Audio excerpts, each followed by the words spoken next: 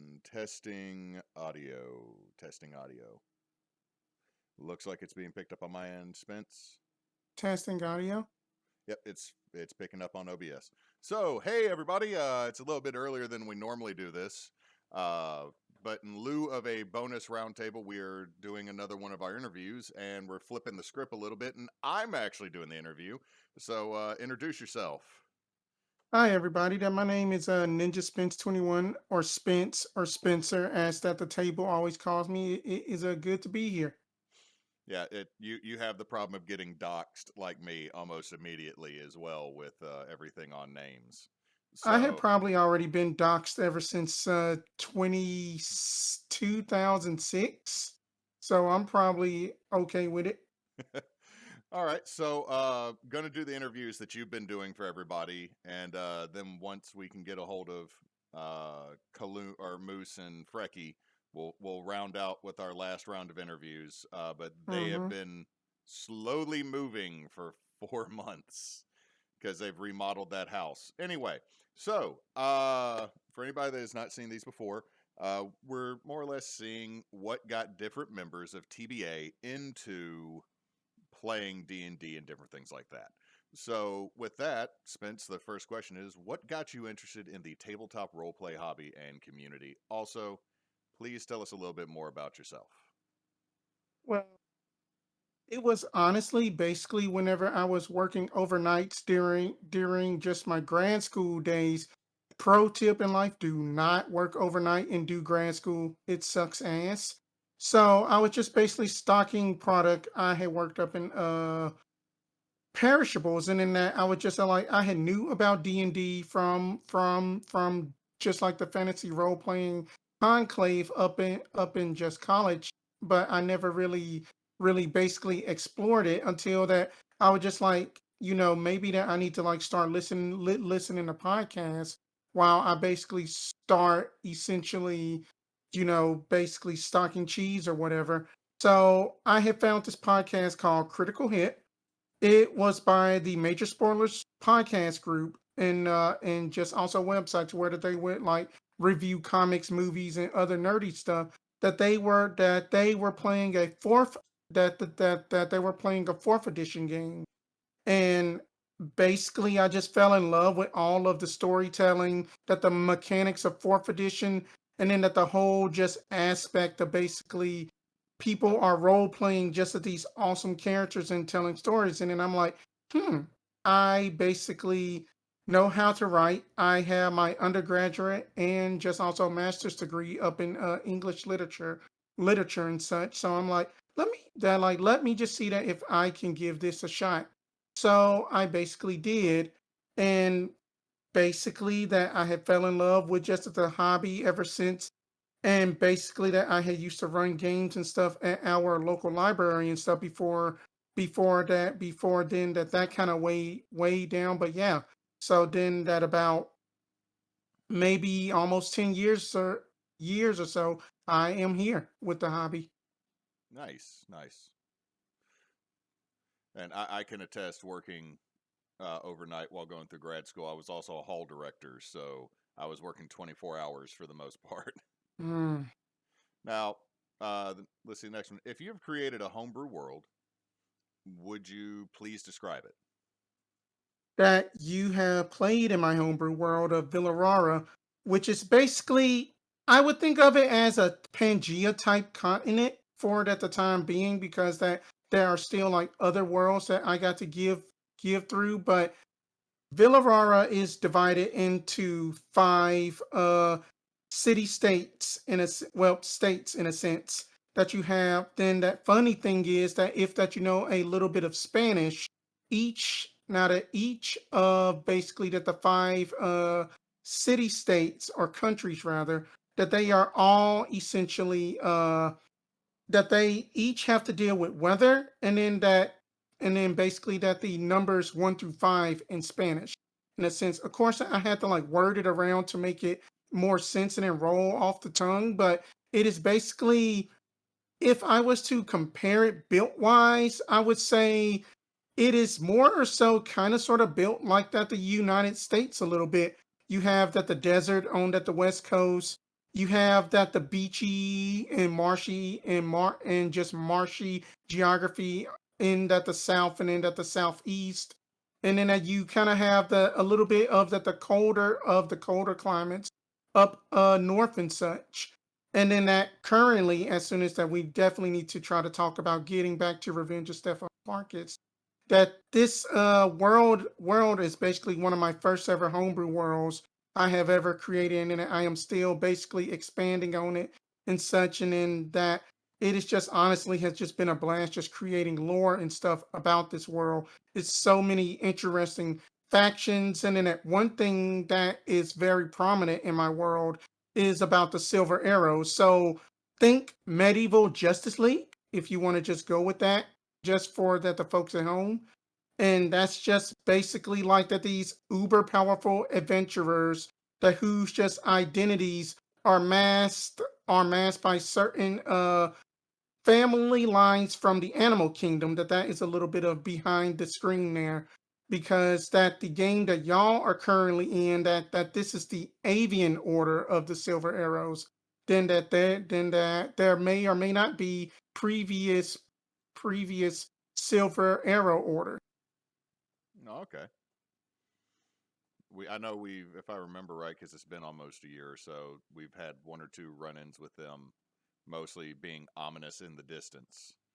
Mm-hmm. Uh, let's see. Talking about that though, how many you run most of your games in Villarera, right? Or Correct. Villarara. Mm-hmm. Uh, how many how many different campaigns do you actually have going through there right now? That at the shop where we live is basically that this will be the fourth instance of this game, and plus that the one with TBA will be the third instance of this game. That the first two kind of fizzled out due to bad players and just essentially, COVID happened for like the second instance. But for that, the most part, I would say that the first time that I have ran this campaign for this world, that the players have made it all the way up to level 9. Okay, have you? And I know these aren't on the board, but have you thought about trying to turn it into a module? Yeah. I mean, actually, yeah, because then that's something that we will talk about later and such, because that the way that I am building it is hopefully to try to build it as like a world building kind of like, use this to your advantage, somewhat kind of like that the Explorer's Guide to Wow Mount, and then that the Tal Dore books that were like released as basically just giving players like an option to basically utilize some of the lore and stuff, so then that they can create their own silver arrows if then if they want to. And and then that a fun and then that like a fun and then like a funny thing is that the best NPC is always benevolent serpent wing, which then that your group have not figured out a bit more history with her and such, but people at the shop. I think for the most part, we in our game we've seen her come in, run back out to go do other missions, and so like we've had like a grand total of 5 hours of talking to her. Uh, Right, yeah. Mm-hmm.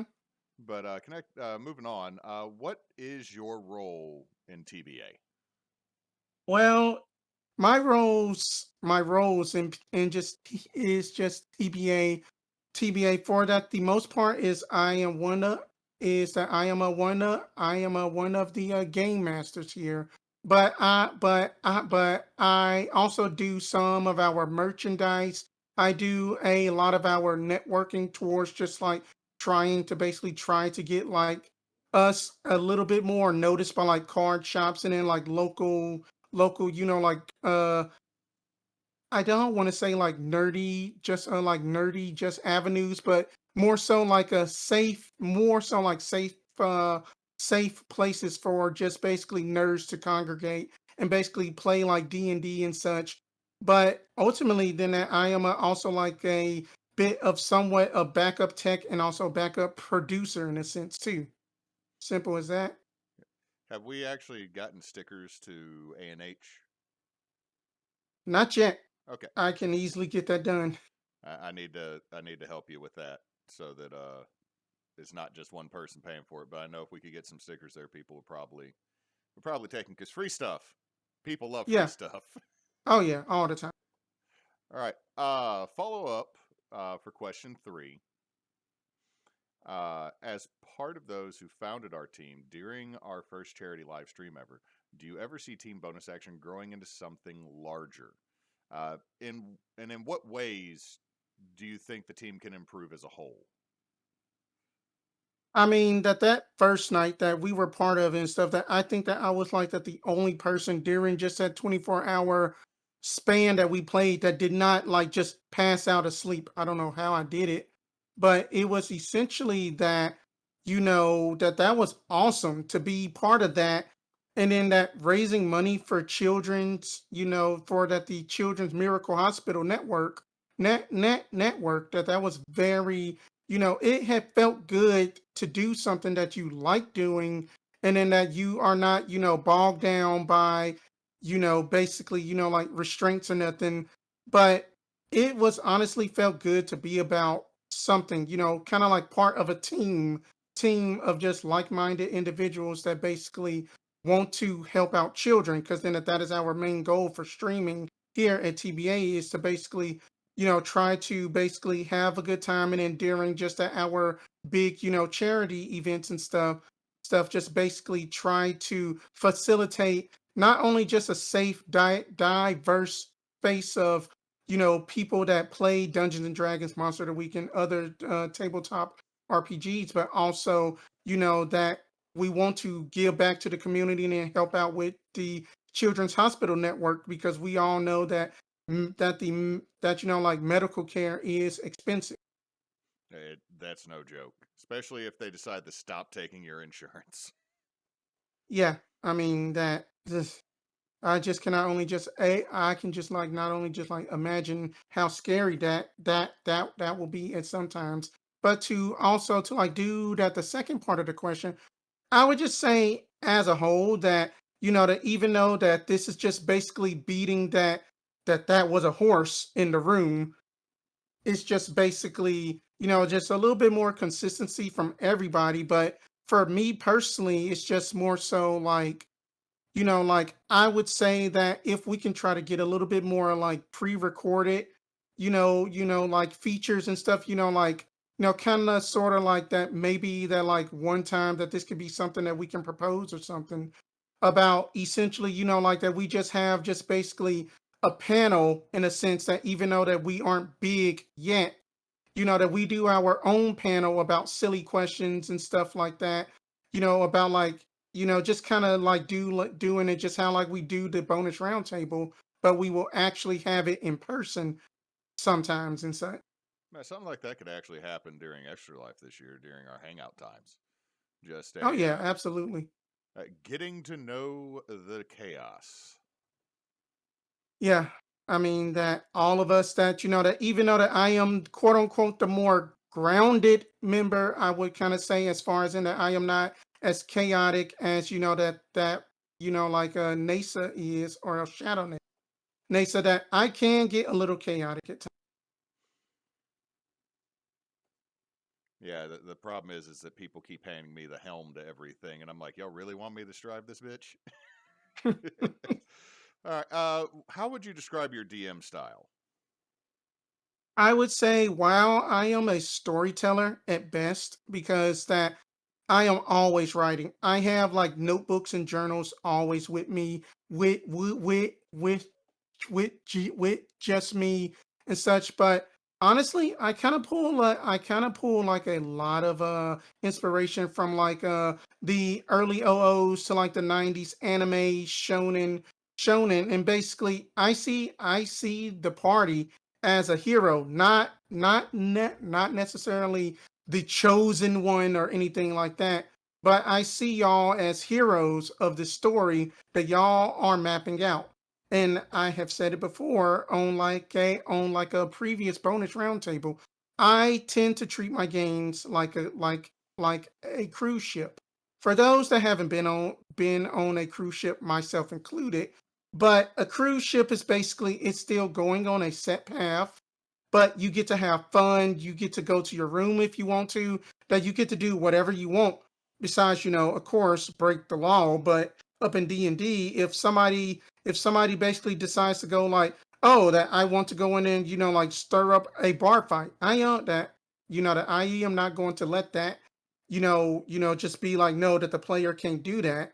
And then that's something that I had learned from Matthew Mercer, is basically not saying, never ever say no to the player unless that it is absolutely required. Like if somebody wants to go do something, that's sure, go ahead. But if then if they want to do something about some taboo topics that I do have at my table that I will definitely not allow for a little bit one of obvious, for some more obvious reasons than one, I will give them a hard just no on, in a sense. But for the most part, my my themes are always centered around duality of characters and such.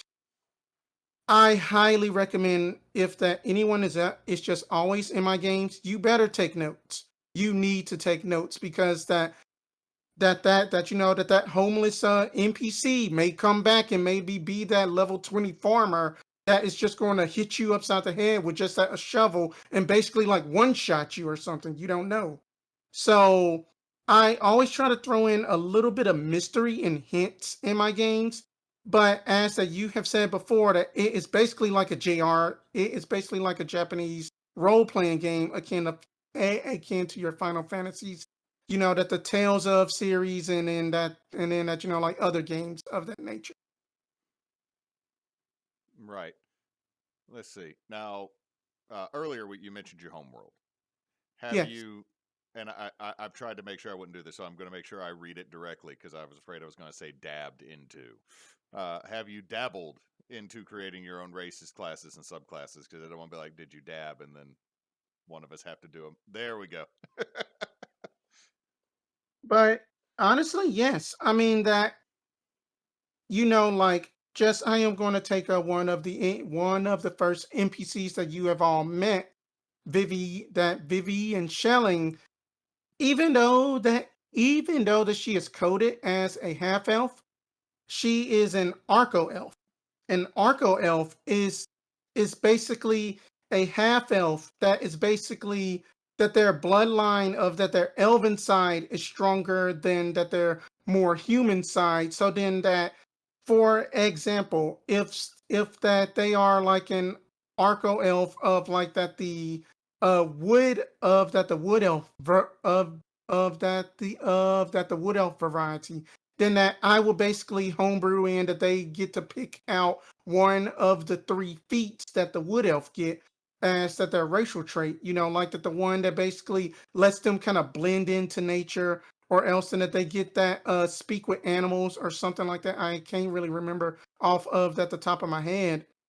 But yeah, then that is one race that I have delved into. Another race that I have created is the Hound Folk, in a sense that y'all have not met them yet, but they are the opposite of Tabaxi, in a sense that they are basically like your Bloodhounds, your Dachshunds, your Dobermans, that your Rottweilers, and then that they basically have advantages on perception checks regarding to say smells, then that they have their dark vision, and then that they can also have a burrow speed if that they want to as well.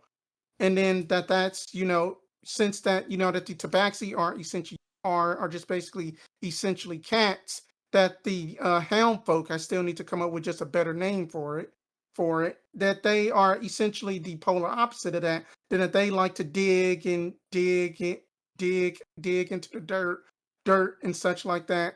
And then that the lore reasoning is up in my world, that they are best of buds. It's just kind of like that old Tom and Jerry episode, to where then that it was Spike, Tom, and Jerry being all buddy buddy with each other, until that I want to say, I don't remember that the kind of steak that they were fighting over. I think that it was a T-bone, that the one that has the big circle bone in the middle of it. Is that a T-bone? I think that's a ham.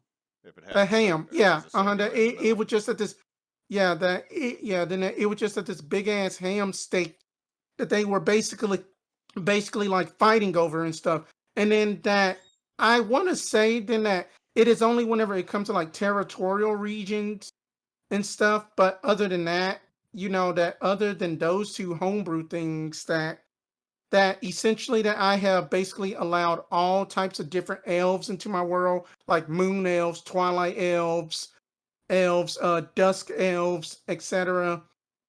And basically that I have actually created a class that are you familiar with the anime Fairy Tale?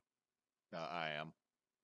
Okay, that the character Ezra Scarlet with her re-equip magic, being able to swap in different armor sets and stuff like that. Yep.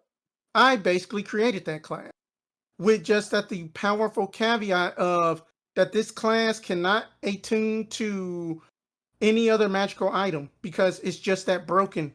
Well, not necessarily broken, but it can be broken. And then I basically flavor it as that these requippers are basically chess grandmasters up in my world that they play dragon chess, which is basically then that they add in like another chess piece to basically replace one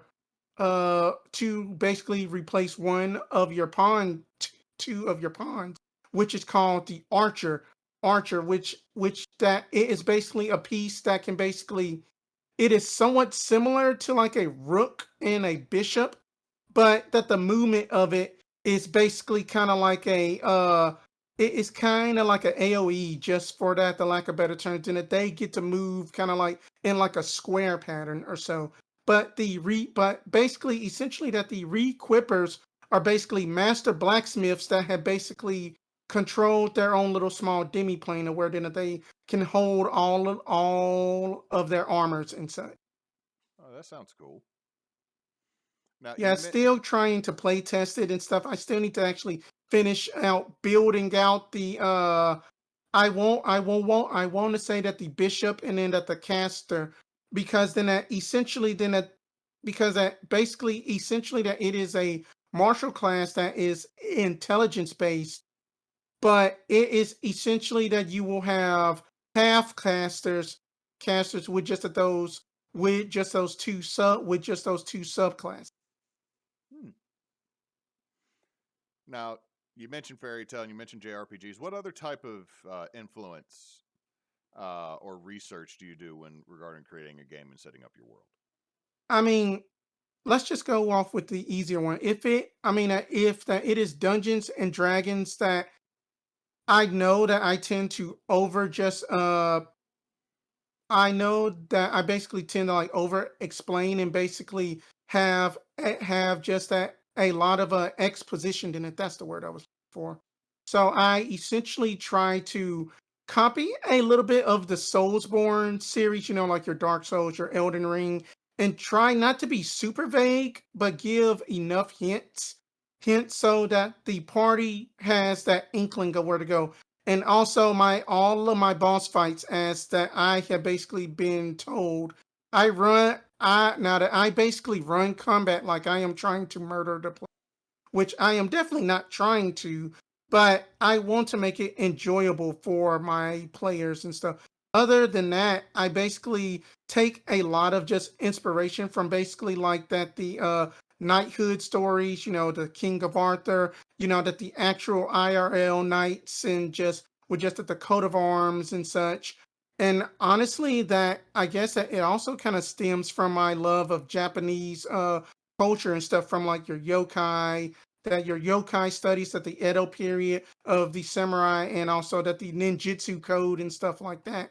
So that is a lot of my influence, but I try to basically make make just all of my games be interesting, if that there is not that there is not one moment in in that in in a game that I have heard of that basically a player has said like that NPC was boring.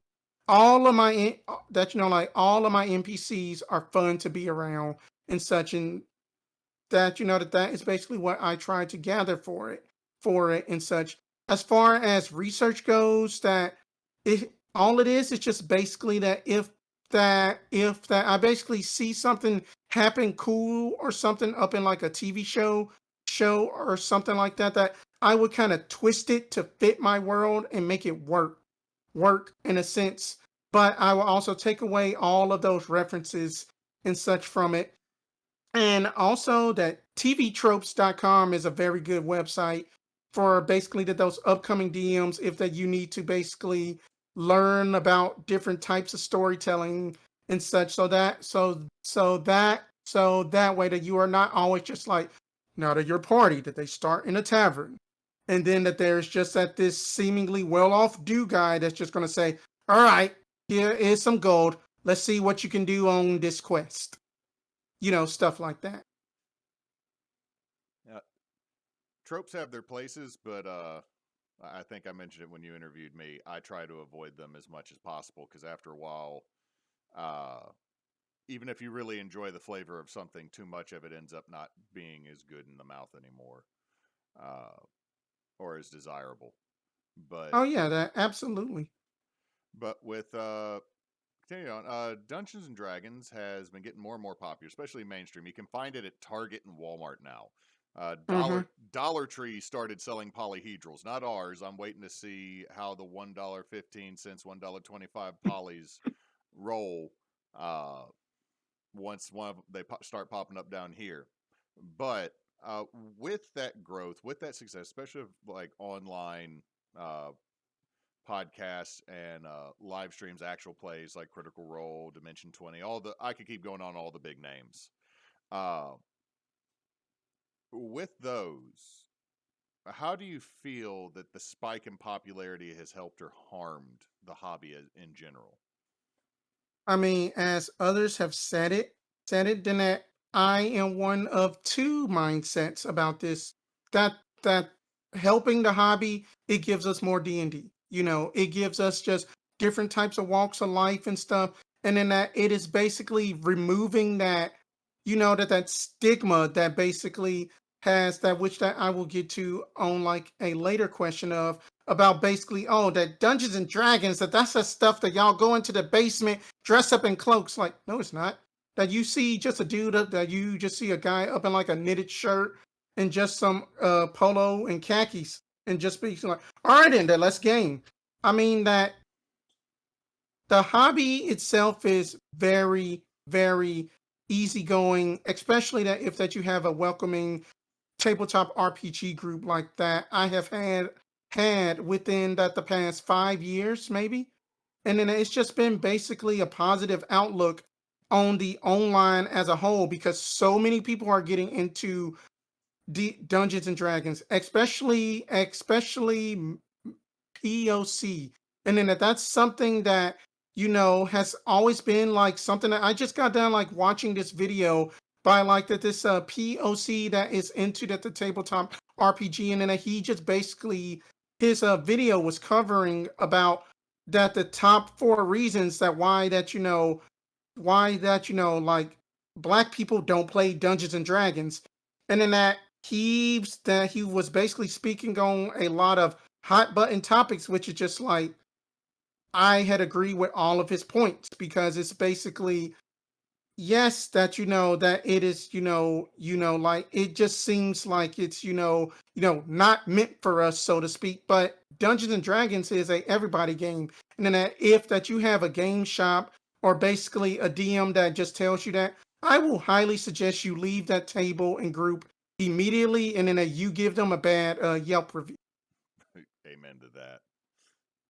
I mean that as far as harming go, it does kind of set up those expectations. That's the only thing I can only think about because that we all know about your Max Coville, Matthew Mercer, and then that that the guy from like that that the guy from like Dimension 2020, and then like that the McElroys, that the that the McElroys from basically that the Adventure Zone, every single new player expect us to basically be like that. I cannot be like that. I get so self-conscious as a DM because especially whenever that I am trying to go up into like an accent or something, I don't want my stuttering to come out and basically ruin the effect and break the storytelling. I am so self-conscious about that. all the time, and then that I have heard nothing but just positive feedback about like, no, I barely hear you stutter about it and such. But that's just something that, as a PSA to new people in our hobby, I would say like go in with just an open mind and just basically accept your DM's storytelling style. You know, that he could be more combat heavy, they can be more story based, that they can be RP heavy, heavy to like the nines. You know, it doesn't matter. If that you are there to just that we are all here to basically take a break from our real life for about 4 to 5 hours, you know, whenever we do play. And that the only other counterpoint to basically helping the community is, I would say that it has been some drama about basically that the creator space with just Dungeons and Dragons, such as that, you know, that it's basically like that elitism and stuff like that that will kind of pop up. You know, like not as many other creators are getting notoriety, or else, you know, like famous off of it as quicker as others, or else, you know, it's basically controversies that come up and stuff. That the best thing that I can say is just be open and honest about it. I mean that there is, you know, at the end of the day, you know, that we get it, that it's basically a business, and then that y'all are trying to make money, especially that the bigger communities and such. But with just money comes also greed, and then that we are not asking that. You know, that we just basically want it to still maintain that humbleness, so that way that we can have more D&D, and also invite, you know, smaller people to maybe be guests, or something. Who knows, you know? Right. I mean, the big thing is like you mentioned the McElroys. They have currently they concluded Ether C, and then they Mhm. ran a pre-recorded one run by Travis, and the new campaign is being run by Justin. And there is talk that their father Clinton will run one after Justin. So they're starting to actually move around and let other people's in the group or other people in the group run games. And you're learning different styles from different people. And you even have Justin McElroy, who's been doing this for been a professional D&D player and podcaster, you know, since like almost, I don't know, a decade ago.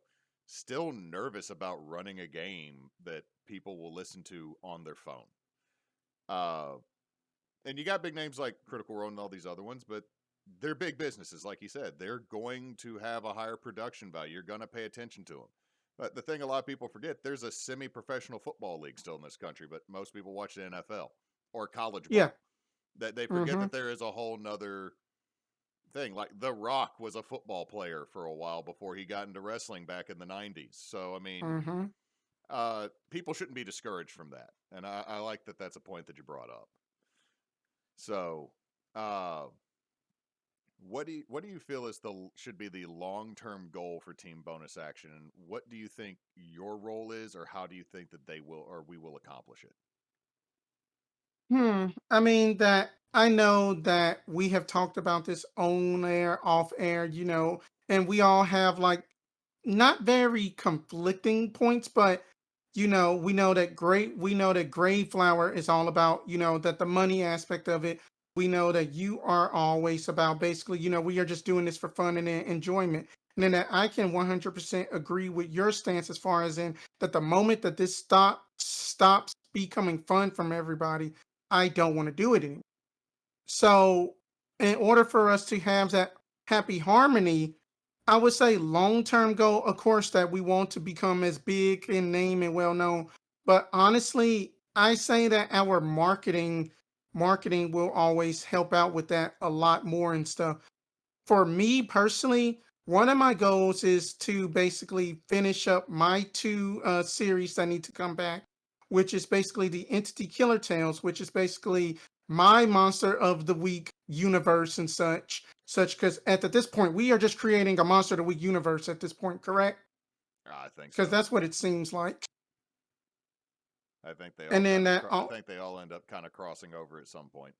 yeah, yeah, and then that basically continuing the revenge of Stefan Carcass, that which then that, you know, continuity wise, I know that that we had some scheduling issues with online and stuff, and then that I just think then that that that's kind of on the back burner for a little while until that that we can kind of work out some kinks and stuff. But honestly, I would say that for me personally, I know then that that a individual had basically reached out to me at just at our card shop, and then that that this person had asked like, "Hey, the how do I get on with just team bonus action and all of this?" And then I'm just like, it's not up to me. That you will have to talk to our head DM about that, because that as that we have spoke off air before, that that NASA just kind of just fit in and clicked at that time whenever that I had brought it up, and then that she has been a wonderful asset to us, and also a great friend, and then that she has taught me a lot of things about Dungeon Master and just being just a decent human being and such. So my major goals as far as just basically getting like more proactive people up into team bonus action as a whole, basically making ourselves a little bit bigger than what we are. We are still going to do it for charity and such, and just continue to still just be our goofy selves. I mean, that let's just be honest, like all of our games and stuff, despite the fact that they may sound tense and stuff, especially that the last tiers of Kairos that we was in, that that it was visibly entertaining for y'all. Of course that Zanya, that she is kind of like the professor that got a stick up her butt sometimes, but at the same time, that I think that I think that that moment from Phil Varel just going off at her was kind of needed for her growth, and then that's something that I always try to facilitate at the table whenever that I am a player, is to try to basically get other players to be like, oh, I need to basically act just in character and basically see how deeper that this story go, because that my main thing is not to like railroad us fast all the way to the end, but let's just get a chance to like explore and know our characters more, because that this is interactive storytelling. Right. Let's see. All right. Name one of your favorite characters you've ever played. I mean that if that you can see up in that the background there, that the little thing on like my little board that I got, that her name is Tristana Meadowmoon. And I have been playing this character for over about a year almost. Backstory short, I had pulled a lot of inspiration from the Southern Bible Belt, black sheep of the family and stuff like that. Basically, her parents basically had prayed for them to have an ASMR baby, but her father's side that is connected to Glossia, Tiefling popped out. So basically, at the tender age of 4 years old, her mom basically tried to burn her alive up in just like a up in like a staged wagon robbery kind of thing. So she was saved and she was orphaned, but you know that the whole thing about like, like somebody does not get picked up at the orphanage because of one little defect or something is wrong with that child or something. Mm-hmm. She had to deal with that for 16 years of her life until that she started actually working for that for just said orphanage.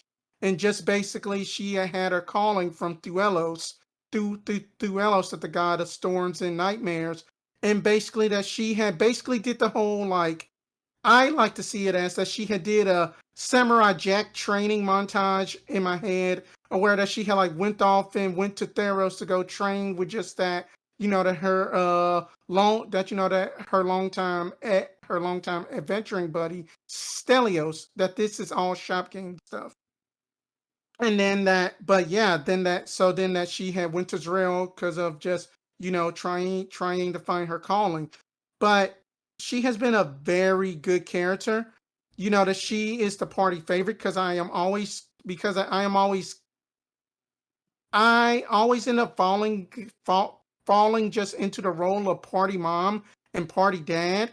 But but her as a character has been one of the best characters that I have ever played in and stuff.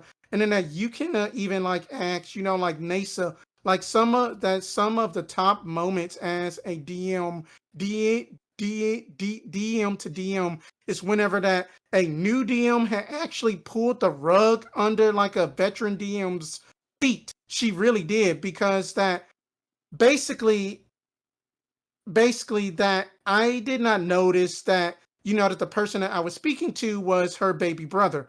So during that whole game, I'm just like, trying to like impress this beefcake looking guy and all of that, just like, oh, that you like to fight and all of that. And then it's just basically like that. It is just kind of like I go downstairs and then that I hear her actual last name being called, and then it's just like that visible shock came over me at the table.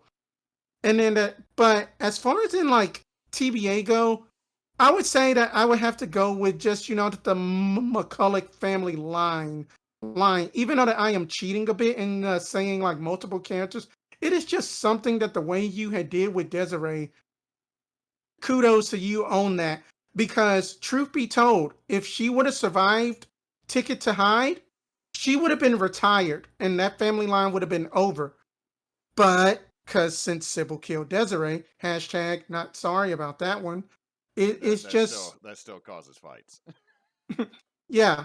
I mean that it's something. I mean that it's something about that the way that you had gave me that choice to come back with this character, and then that I just said like basically let's just ante up and then like let the dice roll, because that she is from New Orleans and such, and then that like Ladarius is basically somewhat of that this not necessarily loose cannon, but he did have his moments, especially that during just the whole like basically that one hunt he was introduced in, of just basically that he wants to put an end to basically whatever that their father did, and then that I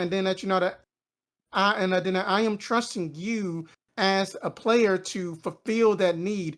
Oh, and then that I do plan on bringing back Desiree. That I will talk to you about it to make sure that if it is okay, because that honestly that it has made me create a family web or else tree line, in a sense of kind of like where and how all of these characters that I play are connected. Okay. Yeah. The whole situation in any of the Monster of the Week games I've run has been entertaining to say the least, and there have been consequences. Uh, that has resulted in some fun stuff for who all's connected to who and where's what, and y'all take that and run with it. Let's see. Where do you see yourself with the hobby in the next 5 years? 5 years, I hope I see myself still doing this, because that as a kid, I was the kind of kid to kind of like be do I would like do something, but I would fall off of it within about 3 years or so. But that this has been the longest time that I have actually consecutively stuck with something, and then it just didn't just fall to that the wayside anymore for me, in a sense that it has been so many other hobbies that I have tried to get into and delve in. It just something about Dungeons and Dragons and just basically tabletop role playing games as a whole has just stuck with me. Partly because that one of my dream jobs was basically trying to become a game developer. And then I guess that all of this analog game development, as such as like building up on Villarara, such as like making maps, building, NPCs, characters, etc., it's feeling that like that creative void that I am able to fulfill with just both of my writing and also my artistic side.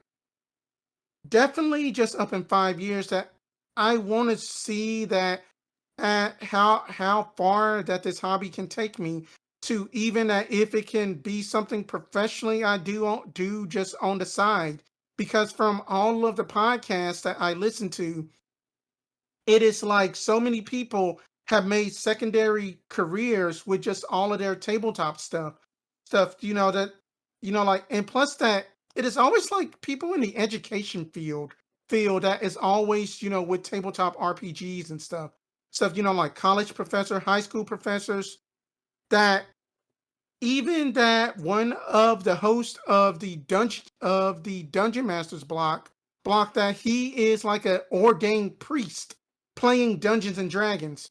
So, to all of the satanic panic people, it's just, well, there's that. So where's your argument now on that? I call Haxor as he blesses those dice before he rolls them.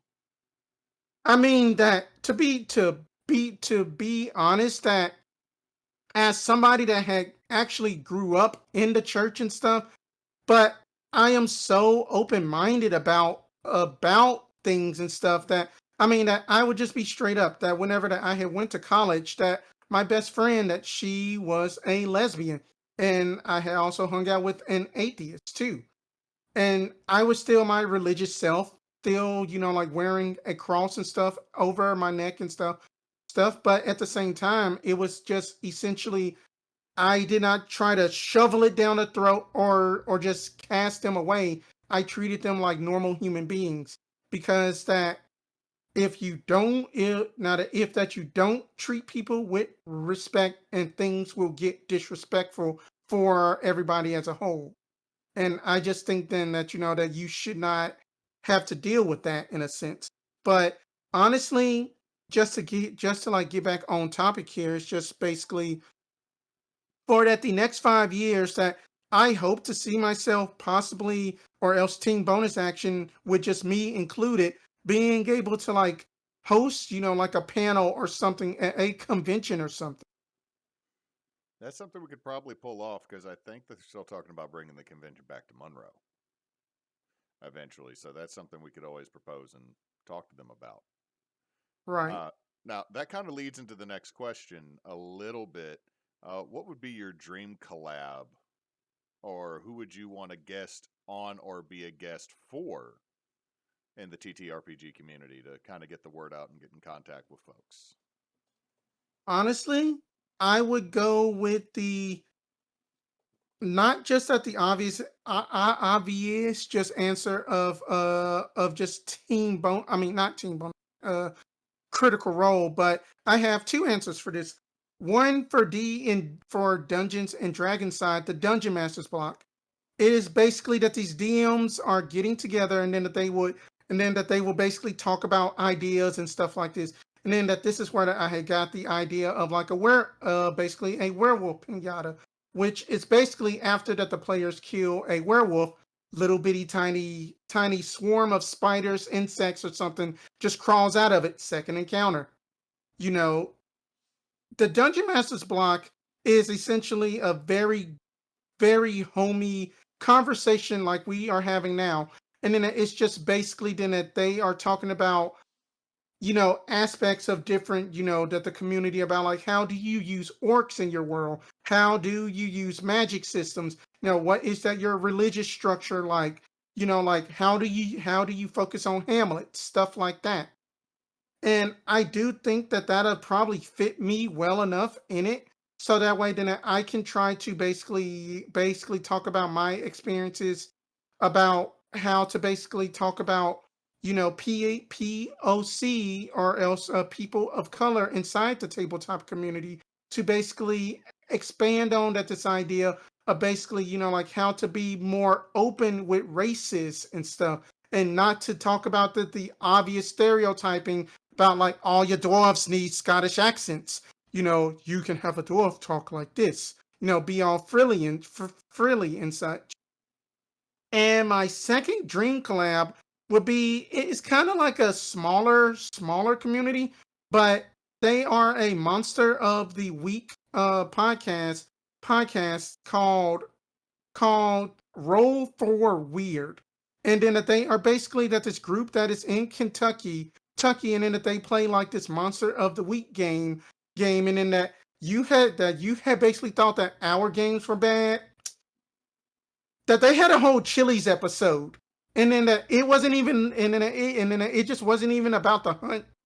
That they just went to Chili's, and then that they and then that their expert, he was just like, Oh, that you know that I can just hack into y'all bank account, right? And then just basically order just all of the Chili's egg rolls. But, I just feel like then that that'd be very fun and just, just kind of like just to see that how I will interact with just somebody across the world or else or else across our state I mean country with just in our hobby. I think then that that'd be a very good experience for just me in general. Let's see, and our final question: if you could improve anything about team bonus action in any method, what would it be, and how would you try to make those changes?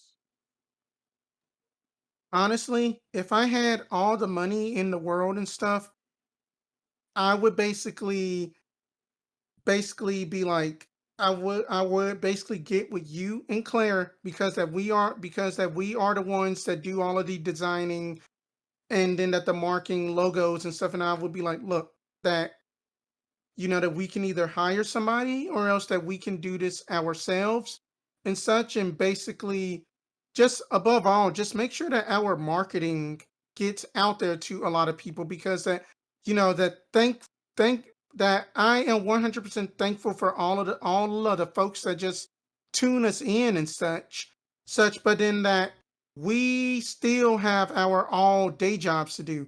So if we could have like a design team and such to basically get our characters drawn quickly by somebody with just a style we can all agree on and stuff, and then that we can then have like like some kind of actual merch, more like more merch line to go with, and basically we can have more continuity to have reference for our characters and such. Because the truth be told, that if that was to happen, I do think that that we will get notarized a lot further, and also that as just other people have said it again, like bring in that the folks from down south more. Granted that that they have a lot of real life stuff going on, but I would love to be up in Noxus at the wheel again. Even that that if it now that even if it is just a scripted death, just for me to be in there, and basically then that they can see how Wispin and that that the Flame Rockwaller Cujo handled at these situations, and then just see him just get killed off. Plan just wise to just basically see that his group interact with that. I do think that there is room for a lot of that we can basically improve on. I'm looking forward to eventually the wheel coming back because I miss playing Sog. Sog is still in their version of the game because Hmm. I have sent Nox I don't know how many Discord messages that are Sog randomly shoving stuff through the mailbag to them. So far, they think Sog is a mass murdering psychopath because he gave them some of the messages out of order from what I gave. So they're like, what the fuck is Sog and them doing? And it's like, don't worry, it's fine. Like that was the worst message I gave him is don't worry, it's fine. Oh God. Mm-mm-mm. uh Ugh. but listen, yeah, we're getting pretty close to hitting that on the mark. Spence, you got anything you want to promote? I mean, that not necessarily just to promote, but I do want to just, promote basically that, my own little personal little stream. It's like Ninjaspence 21 on Twitch. I basically try to stream video games, art, maybe that up in like the near future that I can be a little bit more consistent and just start doing more like D&D related stuff, because I do plan on trying to basically do some more D&D like related like live streams, that if it's just like me just doing simple map making, world building, stuff like that. So that way that I can always be having those active office hours, so to speak, whenever that I am streaming. So it is just not just me, just like listening to like a audiobook or something. Then that people can ask me questions interactively about my world and such. But you know, I am also on the Twitter. It is just all underneath the same username that I have had for almost the past 20 years. All right. Let's see. Tomorrow we will have what'll probably be the last episode of season 3 of Lost Seas. Uh, kind of trying to bring that campaign to a close, but we'll see what the rest of the party does. After that, we will switch back to Holy Ones. Thursday will be our first game of Strahd, which I have to still get the layout set up for. So, yay! But it's gonna be great. Oh So yeah. we'll have that set up. Let's see. Let's see. Next weekend will be kitchen table. There will not be a round table tonight because this counts as our round table. Uh, Mhm. and since October has 5 Sundays, we're going to actually do 2 investigation checks. The one coming up on the 16th will be about cryptids, which I still got to look up black dogs. And then the one on the 30th will be dedicated to our spoopy Halloween day that everybody so much Mhm. loves. So, and my wife is excited for that one because this is one of her holidays that she goes all out for. So that's what we got coming up on social media on Twitch, Facebook, YouTube. We are Team Bonus Action on Linktree. We are Team Bonus Action. If you see the Hydra, I don't know if it's up or not because I've cropped some of the stuff, but is part of the logo showing? Nope. It Yeah. is. It is covered up by the logo itself on the corner Oh, of but the then you also have it on your shirt too. yeah It's on your shirt. on the shirt on the top of the window that I'm currently appearing in. If you see the Hydra, it's us. Also on Twitter, we are at bonus_team. And since Knox is not here, Don't let your let meatloaf. Meatloaf. All right, then. Thank you guys for watching.